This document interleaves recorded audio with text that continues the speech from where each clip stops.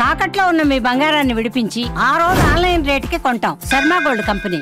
నమస్కారం, సుమన్ టీవీకి స్వాగతం. నేను మానస. ఈ రోజు మనతో పాటు ఉన్నారు ప్రముఖ జ్యోతిష్యులు బ్రహ్మశ్రీ నందిబట్ల శ్రీహరి శర్మ గారు. వారితో మాట్లాడదాం. చాలా మందికి పితృదోషాలు ఉంటాయి కదండి జాతకాల్లో. ఆ సమస్య వల్ల ఎంతో మంది బాధపడుతూ ఉంటారు. మరి ఆ సమస్యకి పరిష్కారం అంటూ ఉంటుందా? పితృదోషాలు అంటే ఏంటి? ఇలాంటి విషయాలని కూడా తెలుసుకుందాం. గురుగారు నమస్కారం అండి. వాగర్థావివ సంపృక్తౌ వాగర్థ ప్రతిపత్తయే జగతః పితరౌ వందే పార్వతీ పరమేశ్వరౌ. ఆదిత్యాయ చ సోమాయ మంగళాయ బుధాయ చ గురు శుక్ర శనిభ్యశ్చ రాహవే కేతవే నమః. శృంగేరి జగద్గురు పీఠాధిపతులకి, కంచి పీఠాధిపతులకి నమస్కారములు తెలియజేసుకుంటూ కార్యక్రమాన్ని ప్రారంభిద్దాం. గురుగారు, చాలా మంది వాళ్ళ జీవితంలో చూసినట్లయితే అంటే కెరీర్ చక్కగా ఉండకపోవడం, లేదంటే వివాహం చాలా ఇయర్స్ గడిచినప్పటికీ కూడా వివాహం జరగక, ఒకవేళ వివాహం జరిగిన అందులోనూ ఎన్నో ఇబ్బందులు, మళ్ళీ పిల్లలు పుట్టక కూడా చాలా ఇయర్స్ వాళ్ళు ఎదురు చూస్తూ ఉంటారు. ఇలాంటివన్నీ ఎందుకు జరుగుతున్నాయి? పరిహారాలు ఎన్ని పాటించినా కూడా వాళ్ళకి ఆ సమస్య తీరకపోవడం అనేది గమనిస్తూ ఉంటాం. ఇవన్నీ కూడా ఎందుకు జరుగుతూ ఉంటాయంటారు గురుగారు? గమనించుకుంటేనమ్మా, చాలామంది ఇళ్లలో ఉండేటువంటి సమస్యనే ఇది. ఎందుకనంటే పెళ్ళికడికి ఎదిగినటువంటి పిల్లలు ఉంటారు. మొదలుపెట్టి సంవత్సరాలు గడుస్తూ ఉంటుంటాయి.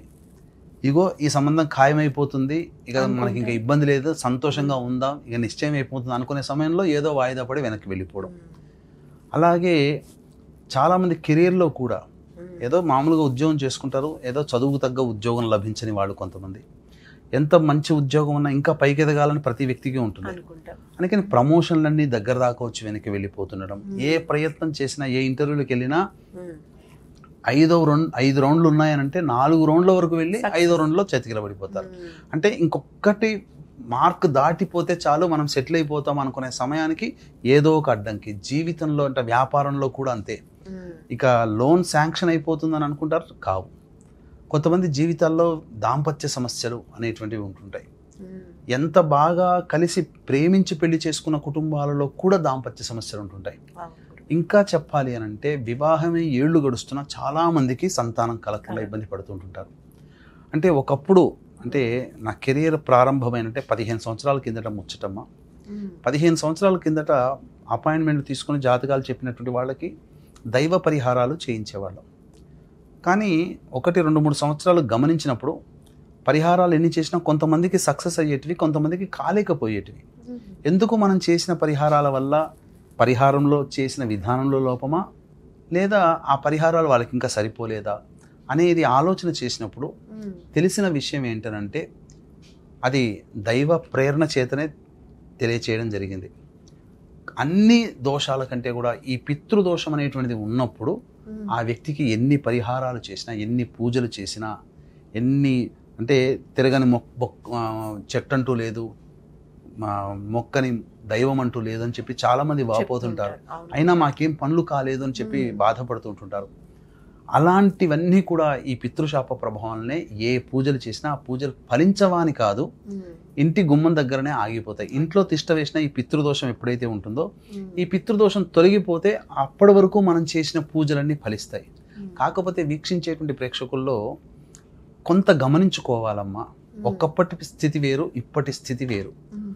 ఎందుకనంటే ఇలా చెప్పగానే గూగుల్ ఉన్నాడుగా, గూగుల్ తల్లికి ఫోన్ చేసి చెప్పేసి పితృదోషం పరిహారం అనగానే ఎక్కడ చేస్తారో, భారతదేశంలో రామేశ్వరంలో చేస్తారు, నాసిక్లో చేస్తారు, అలాగే ఇక్కడ సంబంధించినటువంటి శ్రీరంగంలో చేస్తారు, గోకర్ణంలో చేస్తారు, అన్ని చోట్ల చేస్తారు.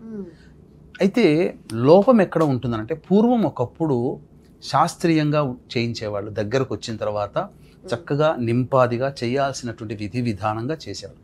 నార్త్ సైడ్ ఏమైపోతుందంటే ఈ నాసిక్, త్ర్యంబకేశ్వరం ఇట్లాంటి క్షేత్రాలలో కొద్దిమంది ఎక్కడో మంచిగా చేయించేవాళ్ళు, మిగతా వాళ్ళంతా తాంత్రిక పరిహారం అంటే సంబంధించినటువంటి శ్మశానానికి తీసుకుని వెళ్ళి సంకల్పం చెప్పడము, సామూహికంగా చేయించడం అనేటువంటిది అక్కడ జరుగుతుంది. కానీ ఇక్కడ తెలియాల్సినటువంటిది ఏంటనంటే ఒకప్పుడు డిమాండ్ లేదు కాబట్టి శ్రద్ధగా చేయించారు. ఇప్పుడు మనకు సూత్రమే ఉంది ఎకనామిక్స్లో, when demand will increase supply will decrease. అంతే కదమ్మా. ఇప్పుడు మాలాంటి వాళ్ళు చెప్పడం వల్ల డిమాండ్ పెరిగింది. అందరూ ఇప్పుడు ఒక టవర్కి ఒక 1000 కనెక్షన్స్ ఉన్నాయనుకోండి, సెల్ ఫోన్లో ఏ ఇబ్బంది ఉండదు. ఒకేసారి 1,00,000 మంది ట్రై చేస్తుంటే 1000 కెపాసిటీ ఉన్నటువంటిది 1,00,000 మంది ట్రై చేస్తే టవర్ జామ్ అయిపోతుంది. అట్లాగే చేయించే వాళ్ళు తక్కువగా ఉండి చేయించుకునే వాళ్ళు ఎక్కువగా వచ్చారనుకోండి, వాళ్ళు ఏం చేస్తున్నారు, టైం లేదు కాబట్టి షార్ట్ కట్లో చేసి పంపిస్తున్నారు. ఈ విధానం వీక్షించడం మన ప్రేక్షకులకు తెలియదు. పోయి డైరెక్ట్గా పోతారు, చేయించుకుంటారు. మాట్లాడే వాళ్ళు ఒకళ్ళు అవుతారు, చేయించే వాళ్ళు ఒకళ్ళు అవుతారు. ఆ చేయించేటువంటి వాళ్ళల్లో 10 మంది ఉన్నారనుకోండి, ఆ 10 మందిలో ఒకరో ఇద్దరో శాస్త్రీయంగా చేయిస్తారు. మిగతా వాళ్ళంతా నామమాత్రంగా, ఎందుకంటే వాళ్ళకి టార్గెట్ ఉంటుంది అక్కడ, రోజుకి ఇన్ని చేస్తే ఇంత పైసలు ఇస్తారని ఉంటుంది. అలాంటివి జరుగుతున్నాయి. కాబట్టి దీన్ని దృష్టిలో పెట్టుకుని 2013వ సంవత్సరం నుంచి మన పీఠం ఆధ్వర్యంలో చక్కగా ఈ యొక్క పితృదోష నివారణ కార్యక్రమాలు సశాస్త్రీయంగా చేయించడం జరుగుతుంది. రాని వాళ్ళ కోసం బ్రాహ్మణుని కర్తగా పెట్టి చేయించడం జరుగుతుంది. కర్తగా కూడా మనం హైదరాబాద్ నుంచి తీసుకుని వెళతాం. కర్తగా ఉన్నటువంటి వాళ్ళకి చక్కగా మనం చేయిస్తుంటాం అమ్మా. గురుగారు, మరి పితృదోషాలు ఉన్నాయి అంటే ఎన్నో రకాల సమస్యలు మీరు చెప్పినట్టుగా చాలా బాధలు పడుతూ ఉంటారు ఆ సమస్యలతో. అలాంటి వాళ్ళు మరి పితృదోష పరిహారం చేయించుకోవాలి అంటే మీరు ఎప్పుడు చేయిస్తున్నారు, ఆ వివరాలు తెలియజేయండి. ఆ రోజుకున్న విశిష్టత గురించి తెలియజేయండి. అంటే ఈ పితృదోషం అనేటువంటిది ముందు ఎలా వస్తుందో తెలుసుకోవాలమ్మా. తండ్రి వైపు 6 తరాలు, తల్లి వైపు 3 తరాల్లో ఏవైనా దుర్మరణాలు కనుక ఉంటే, అంటే road accident, fire accident, suicide attempt, నదిలో బావిలో పడి చనిపోవడం, ఇంట్లోంచి వెళ్ళిపోవడం, లివర్ ఫెయిల్యూర్, కిడ్నీ ఫెయిల్యూర్, క్యాన్సర్తో చనిపోవడం, 60 సంవత్సరాల లోపల ఏ విధంగానైనా చనిపోయినా, పెళ్లి కాకుండా అబ్బాయి అమ్మాయి చనిపోయినా, పిండ ప్రదానాలు చేయలేకపోయినా, liver problem, kidney problem, cancer రోగాలతో ఎవరైనా బాధపడుతున్నా ఇంట్లో, లేదా ఎవరైనా ఆ ప్రాబ్లమ్స్తో కుటుంబ సభ్యులు చనిపోయినా, కాలసర్పదోషంలో జన్మించిన, కరోనాలో చనిపోయినా, ఇవన్నీ కూడా పితృదోషానికి మూల కారణాలు. ఇక చాలామందికి జాతకాలు ఉండవు.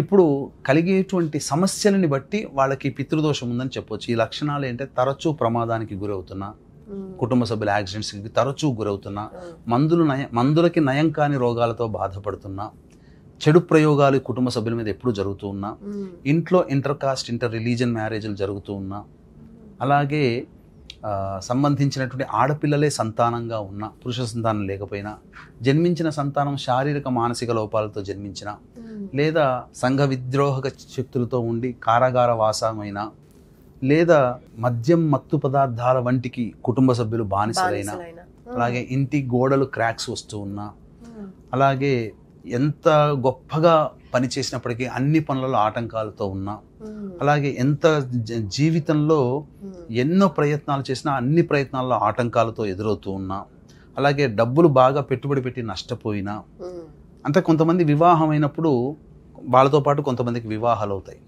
కొన్ని కుటుంబాలు చాలా పైకి ఎదుగుతాయి, ఎక్కడ వేసిన గొంగడ కొన్ని కుటుంబాలు అక్కడే ఉంటాయి. అంటే డెవలప్మెంట్ అనేది జీవితంలో ఉండదు. అటువంటి కుటుంబాలలో, అలాగే ఏ జన్మలో ఏ పాపం చేసామో ఏది కావట్లేదు అని చెప్పి బాధపడుతుండేటువంటి కుటుంబాల్లో ఖచ్చితంగా ఈ పితృదోషం ఉంటుంది. అయితే ఈ పితృదోషం అనేటువంటిది ఇప్పుడు డిమాండ్ పెరిగింది కాబట్టి కొంతమంది తమ స్వార్థానికి వాడుకుంటున్నారు. ఏంటనంటే జన్మించినటువంటి నక్షత్రము, అది నక్షత్ర జనన దోషం ఉన్నవే 27 నక్షత్రాలు. ఈ 27 నక్షత్రాల్లో కొన్ని నక్షత్రాల్లో జన్మిస్తే పితృదోషం అని చెప్పి ప్రచారం చేసి జనాల్ని మోసం చేస్తున్నారు. ఇది ఒకటి. పైగా పితృదోషం ఉంటేనే ఈ వీడియో చూస్తావు అని చెప్పి భయపెట్టంటే, వీడియో ఎవరైనా చూస్తారు. ఇప్పుడు నువ్వు ఆ ఇల్లు చూసావంటే ఆ ఇల్లు చూసిన వాళ్ళందరూ దోషమే అని అంటే, రోడ్డు మీద పోయే వాళ్ళంతా ఆ ఇల్లు చూస్తారు అంటే చూసిన వాళ్ళకందరికీ ఆ దోషం వచ్చేస్తుందా? అలాగే నువ్వు ఈ వీడియో చూసావంటేనే పితృదోషం ఉన్నట్టని చెప్పి జనాల్ని మభ్యపెట్టి మోసం చేసి అవసరం ఉన్నా లేకపోయినా తీసుకుపోయి చేయిస్తున్నారు. ఇంకొకటి ఏంటనంటే, తీసుకుపోయిన చోట అటువంటి వాళ్ళు, ఈ నక్షత్రాల్లో దోషం ఉందని చెప్పేవాళ్ళు, అలాగే ఈ వీడియో చూస్తే నీకు దోషం ఉందని చెప్పేవాళ్ళు 40 నిమిషాల్లో పూజ కంప్లీట్ చేస్తున్నారు. ఈ పూజ కంప్లీట్ కావాలి అని అంటే దాదాపు 4 గంటలు పడుతుంది. ప్రారంభించిన దగ్గర నుంచి పూర్తయ్యేంత వరకు 4 గంటల సమయం పడుతుంది.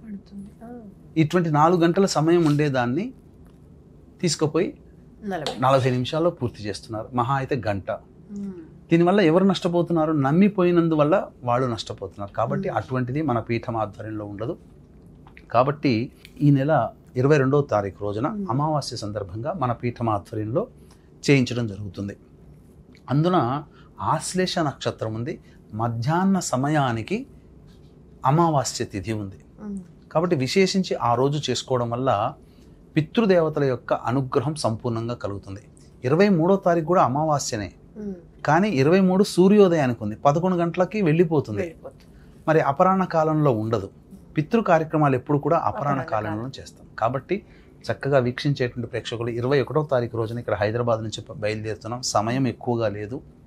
అవకాశం ఉన్న వాళ్ళు చక్కగా ఈ కార్యక్రమంలో పాల్గొనదలిచిన వాళ్ళు 20వ తారీఖు లోపల మీ సంబంధించినటువంటి కార్యక్రమంలో రిజిస్టర్ చేసుకోండి. అలాగే రాలేని వాళ్ళు అంటే అనారోగ్య సమస్యలు, విదేశాల్లో ఉన్నవాళ్ళు, బెడ్ రిడన్ అయినటువంటి వాళ్ళు, బిజీ స్కెడ్యూల్లో ఉన్నటువంటి వాళ్ళు, రాలేని వాళ్ళ కోసం బ్రాహ్మణుని కర్తగా పెట్టి చేయించడం జరుగుతుంది.